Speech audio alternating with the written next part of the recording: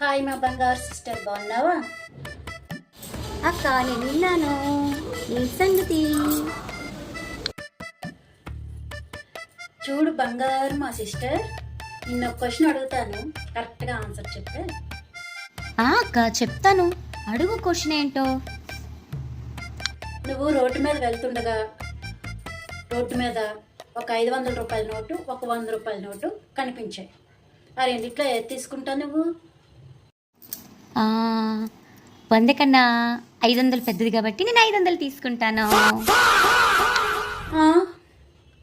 ఓసిన తెలివైన సిస్టరు, 100 రూపాయలు ఏం పాపం చేసింది నీకు? రెండు తెచ్చుకోవాలి కదా. ఏం చెయ్యనిచ్చావురా బాబోయ్.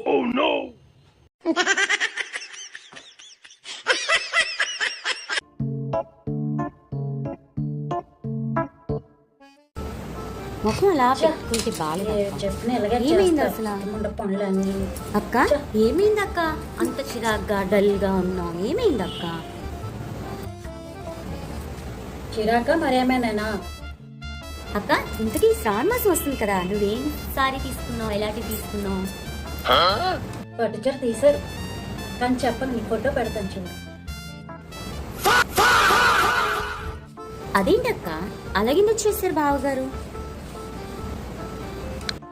అదేమిటి అని అడిగితే, నువ్వు 24 గంటలు నైటీల్లోనే ఉంటున్నావు కదా, మరి ఇంకెందుకు నీకు పట్టుచీర నైటీలో కుట్టించి తెచ్చాను, వేసుకో, బీరోలో దాయడానికి ఎక్చర్లు అవునా?